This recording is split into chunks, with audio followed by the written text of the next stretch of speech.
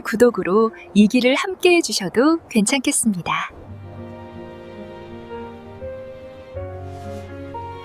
살점을 도려내는 듯한 칼바람이 몰아치는 한겨울밤, 한양 북촌의 거대한 기와집 앞입니다. 육중한 소슬대문 위로 붉은 등롱이 흔들리며 바닥에 핏빛 그림자를 드리우고 저 멀리서는 누군가의 권세를 축하하는 장단 맞춘 북소리가 둥, 둥, 무겁게 울려 퍼집니다. 그때였습니다. 누더기를 걸친 노인이 동상에 걸려 문드러진 발을 질질 끌며 대문 앞에 엎어집니다. 노인의 등에는 얼굴에 흉측한 반점을 가진 여인, 둘째 딸 담비가 매달려 가쁜 숨을 몰아쉬고 있습니다. 노인이 떨리는 손으로 대문을 두드리자 육중한 나무문이 기괴한 비명을 지르며 열립니다. 화려한 자수 비단옷을 휘감은 첫째 딸 채령이 차가운 눈빛으로 모습을 드러냅니다. 그녀의 몸에서는 은은한 분내가 풍기지만 입에서 나오는 말은 독화살보다 매섭습니다. 아버지는 반가움에 눈물 섞인 목소리로 부릅니다. 채령아, 내 딸 채령아, 이 애비가 왔다. 하지만 채령은 제 비단 치맛자락에 노인의 손이 닿을까봐 질색하며 뒤로 물러납니다. 하인들에게 명하기를 어디서 이런 더러운 거렁뱅이들이 감히 내 집 앞을 더럽히느냐며 당장 멍석마리를 해서 쫓아내라고 서슬퍼렇게 소리칩니다.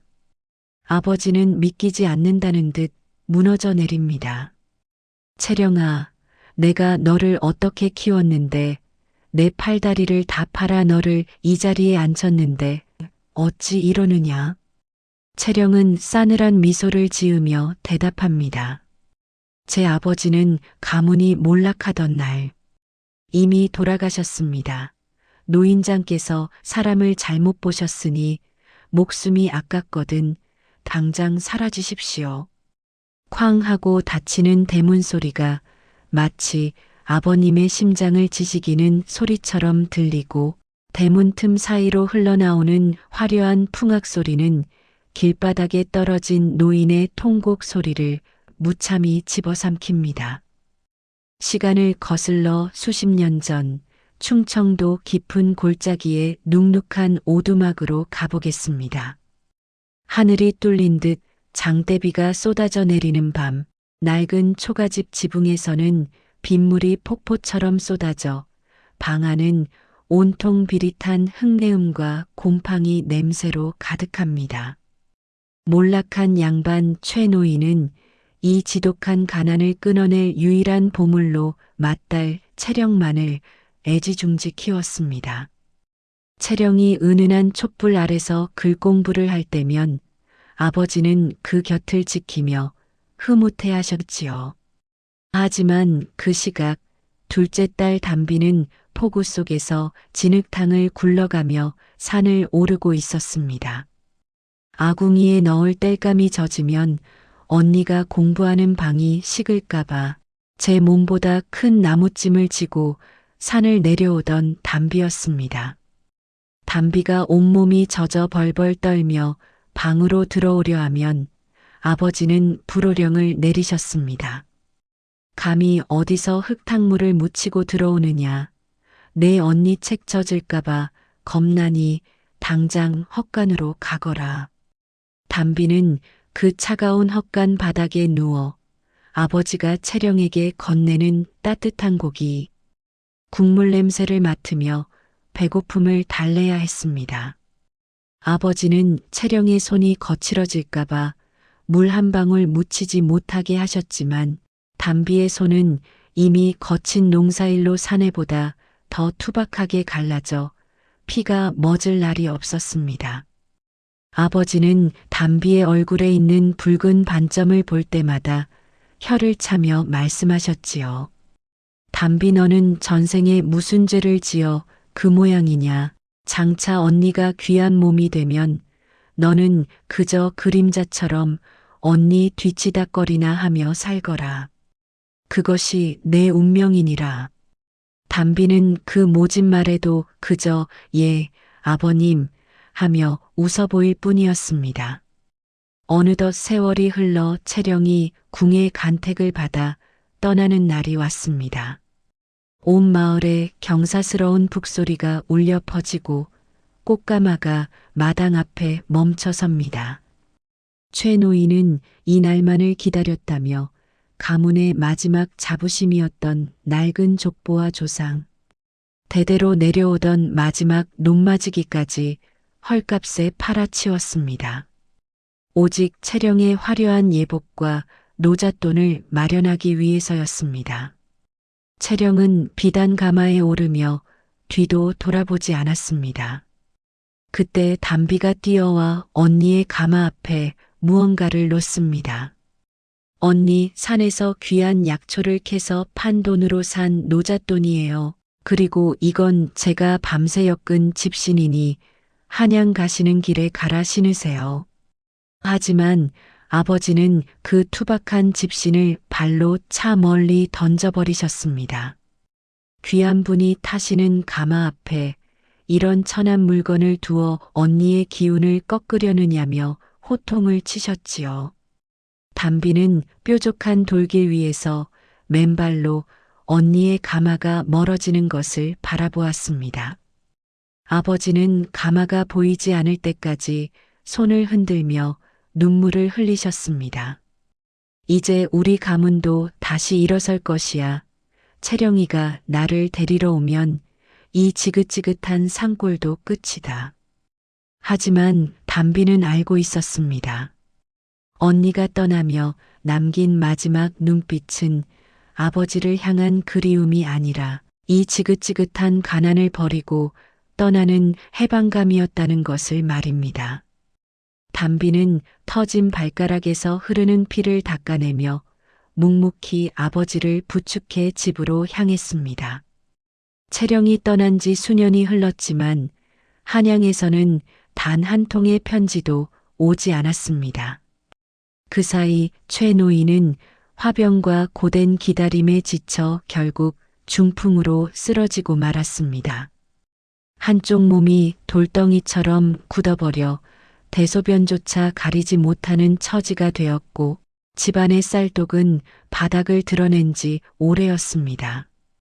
방 안에는 한약재 다리는 눅눅한 냄새와 노인의 거친 숨소리만이 가득했습니다. 담비는 매일 새벽같이 일어나 남의 집 품팔이를 하고 밤이면 아버지의 굳은 다리를 주무르며 밤을 지새웠습니다.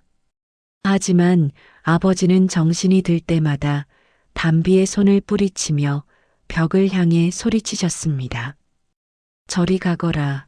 내 언니 채령이가 오면 너 같은 것은 이 집에 발도 못 붙이게 할 것이다. 내 딸 채령이는 지금쯤 궁에서 높은 분이 되어 나를 데리러 오고 있을 터인데 왜 내까짓게 내 곁에 있느냐. 아버지는 담비가 정성껏 끓여온 미음 사발을 엎어버리며 채령의 이름만을 애타게 부르짖었습니다. 담비는 바닥에 쏟아진 미음을 손으로 훑어내며 조용히 눈물을 훔쳤습니다.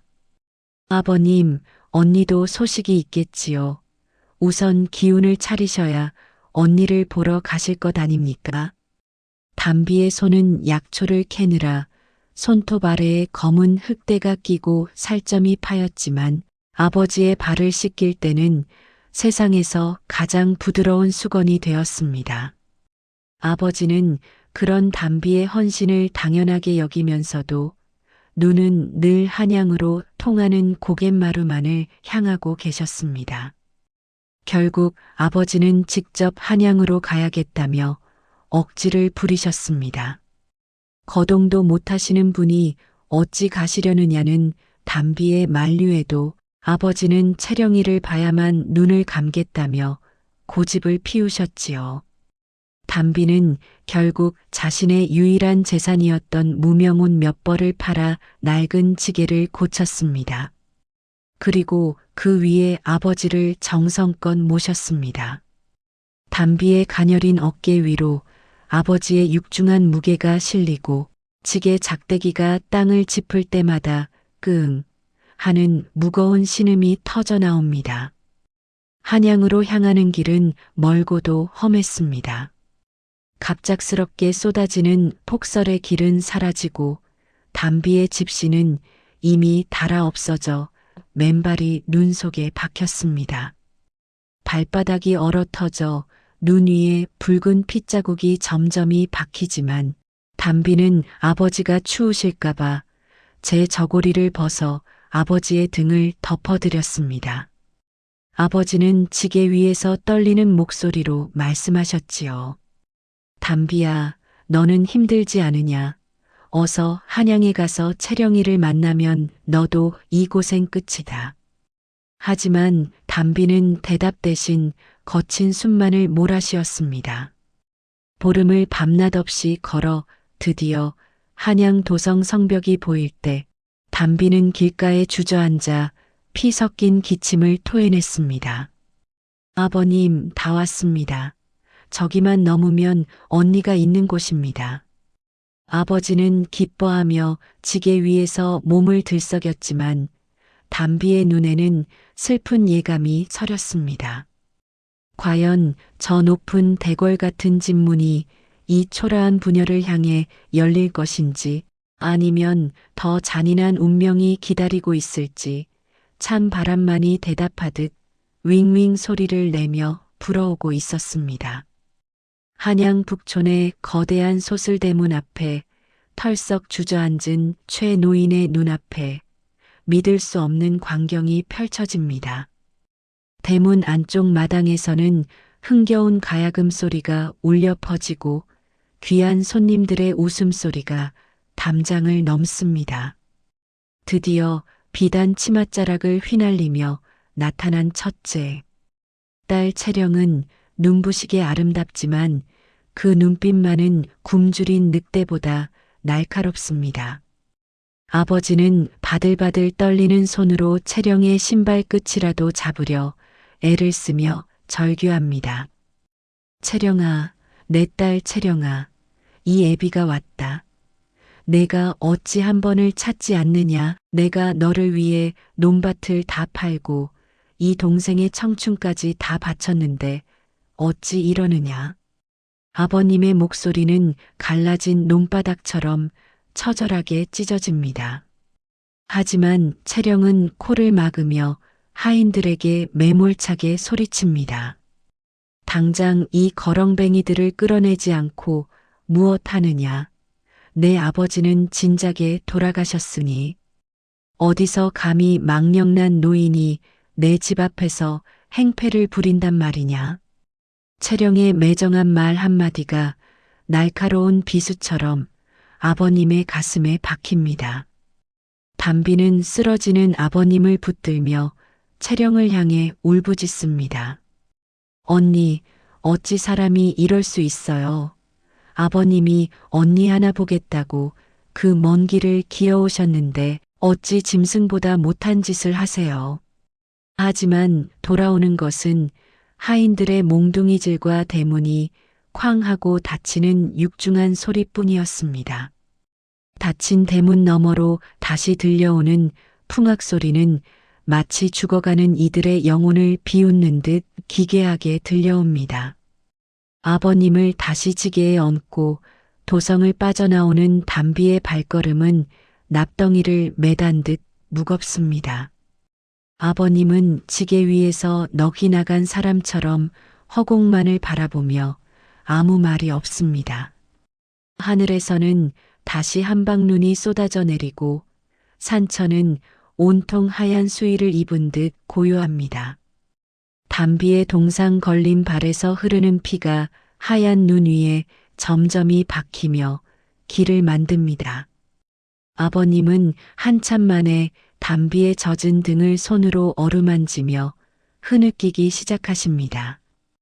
담비야, 내 못난 딸 담비야. 내가 천하를 얻으려다 정작 내 곁에 보배를 발로 찼구나. 내 눈이 멀어 흙 속에 핀 꽃을 보지 못하고 가짜 비단꽃만 쫓았구나. 아버님의 눈물이 담비의 어깨를 적시고 그 뜨거운 눈물은 담비의 얼어붙은 마음을 녹여내립니다. 담비는 억장이 무너지는 고통 속에서도 아버님을 다독입니다. 아버님, 그런 말씀 마세요. 제가 아버님 곁에 있잖아요. 이제 우리 집으로 가요. 따뜻한 아랫목이 있는 우리 집으로요. 그 밤 산속 동굴에서 불을 지피며 담비는 제 옷을 다 벗어 아버님을 감싸 안았습니다. 눅눅한 화약 냄새 같은 매연이 동굴 안에 가득하지만 아버님은 담비의 투박한 손을 꼭 잡으셨습니다. 채령의 비단 방에서도 느껴보지 못한 온기가 담비의 거친 손에서 전해옵니다. 아버님은 비로소 깨달으셨습니다.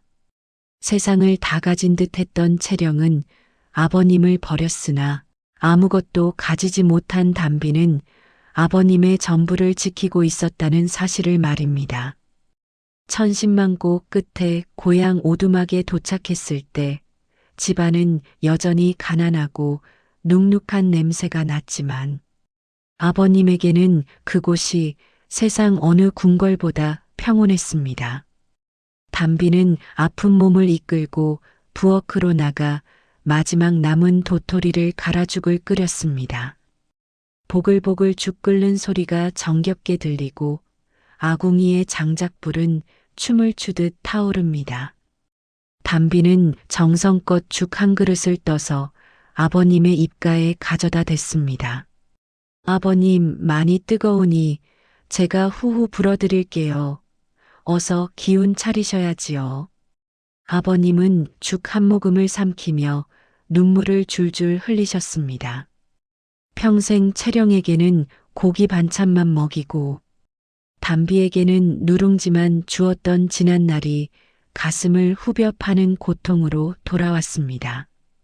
담비야, 나는 참으로 나쁜 아비였다.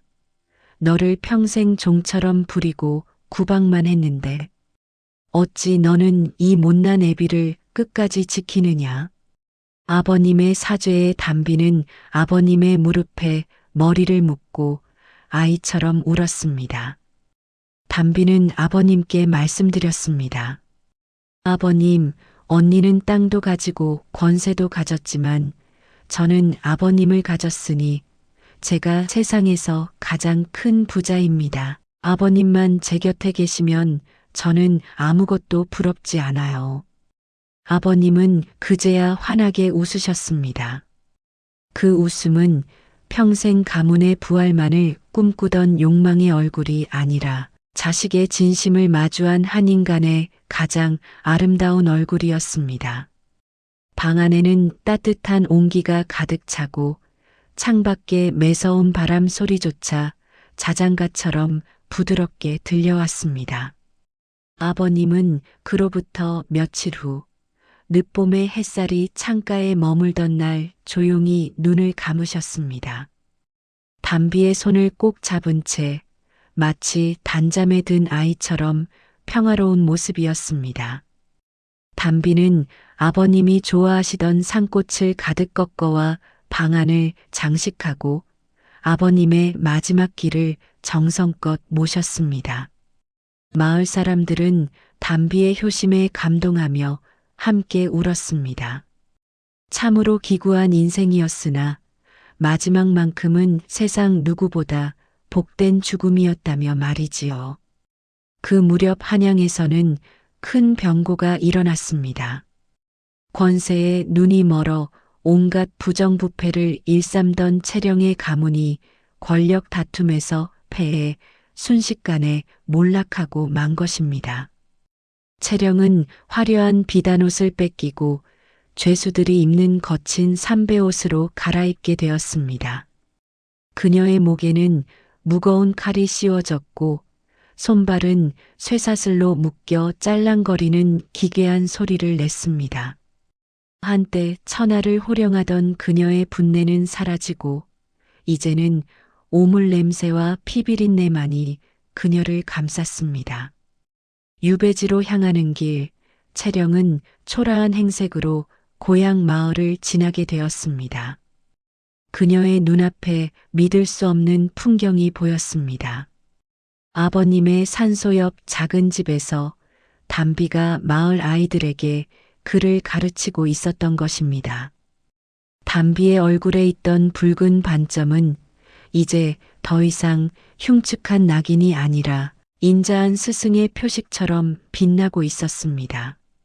아이들의 낭낭한 글 읽는 소리가 산골짜기에 울려 퍼지고 담비의 곁에는 마을 사람들이 가져다 준 소박한 곡식들이 쌓여 있었습니다. 채령은 유백일의 수레 위에서 주저앉아 통곡했습니다.